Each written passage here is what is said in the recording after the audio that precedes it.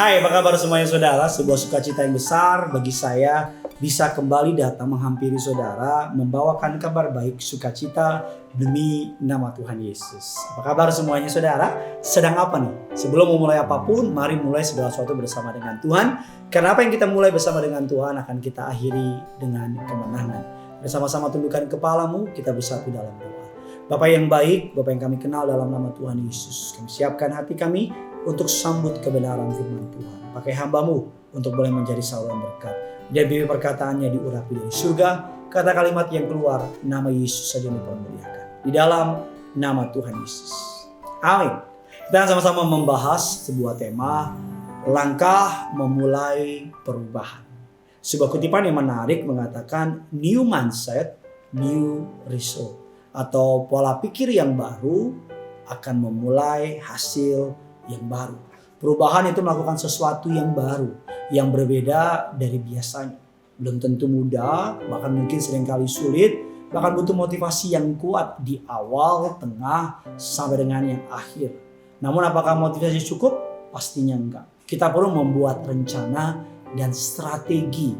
Hal-hal apa yang perlu kita siapkan dan hal-hal apa yang perlu kita lakukan. Secara teknis ada beberapa kebenaran firman Tuhan bagaimana memulai perubahan berdasarkan kacamatanya Tuhan.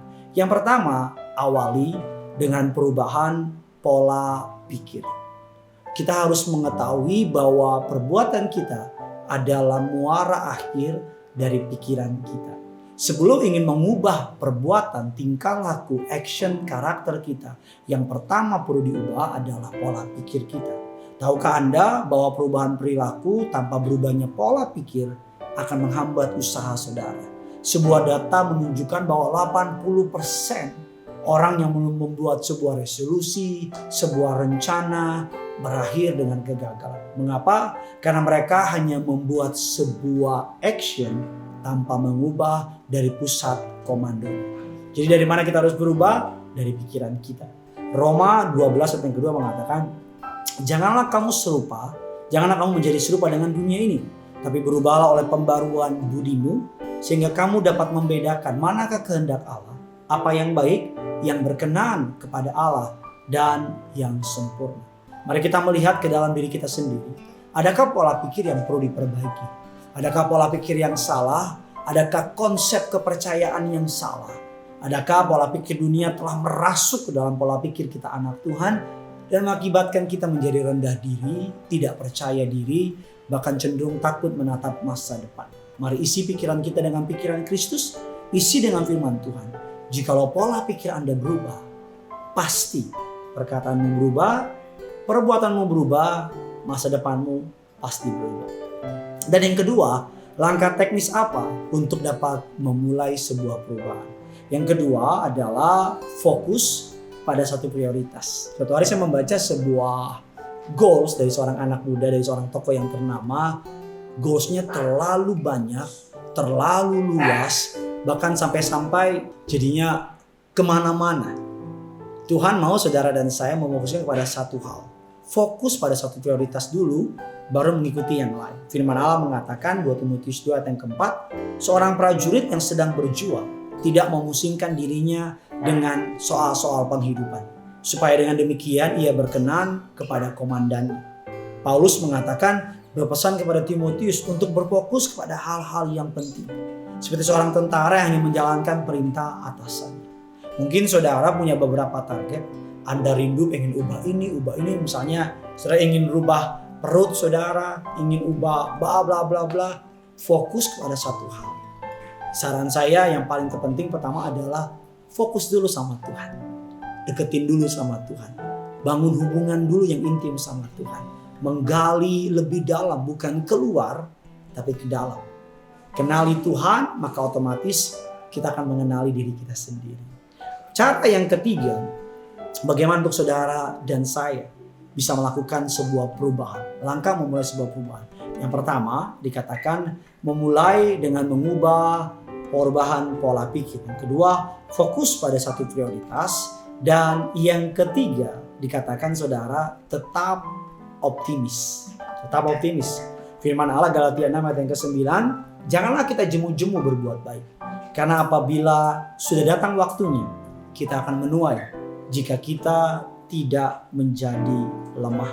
Ada saatnya kegagalan atau rintangan atau masalah akan memberatkan pikiran saudara, akan membuat saudara meragukan apakah saya bisa berubah apa tidak. Anda bisa tergoda untuk berpikir, kok gagal ya, kok gak bisa-bisa ya, kok udah coba berubah, udah coba berhenti ngerokok, kok ngerokok lagi, kok udah coba berhenti nonton dulu film, kok nonton lagi.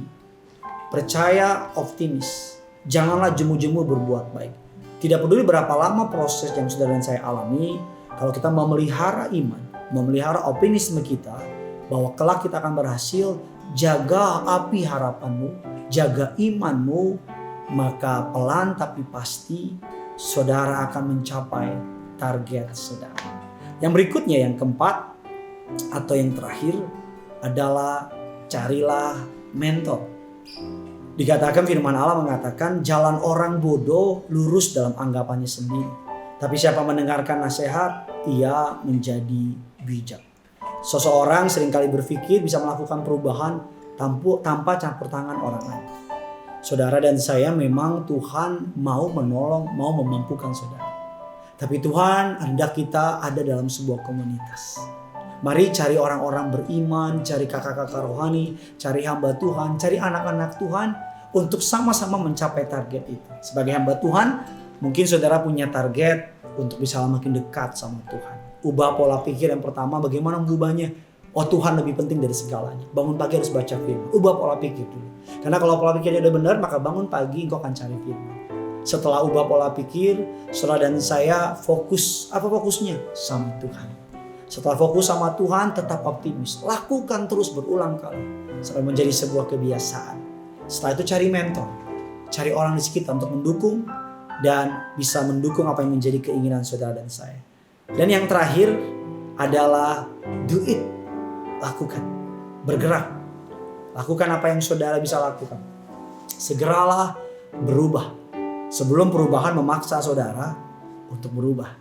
Segeralah membuat sebuah rancangan target plan. Apapun yang tidak berkenan di hadapan Allah. Apapun yang membuat saudara jauh dari Tuhan. Apapun yang menghambat hidup saudara. Berubah.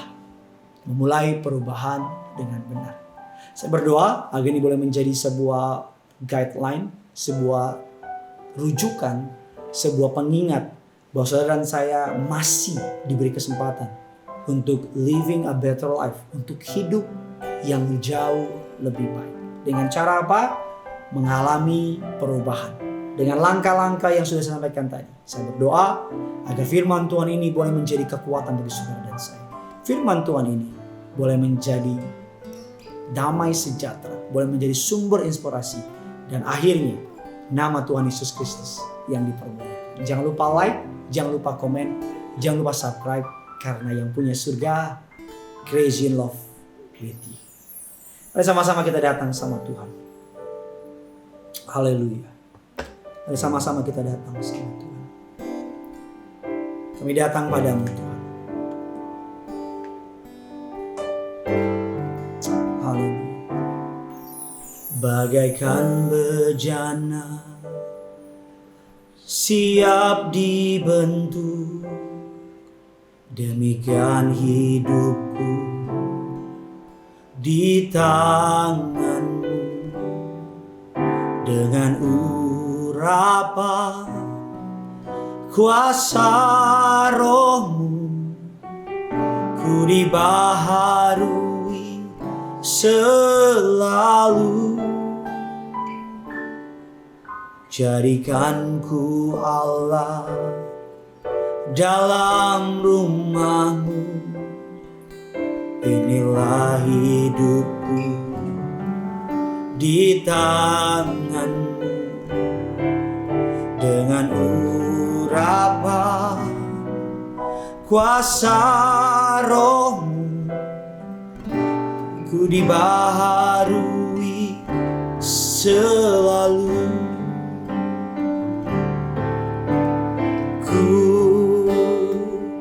Mau sepertimu Yesus di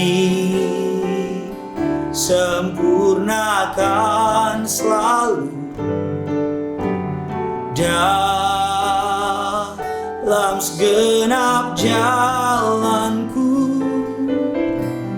memuliakan nama-Mu. Ku mau seperti-Mu Yesus, ku mau seperti-Mu Yesus,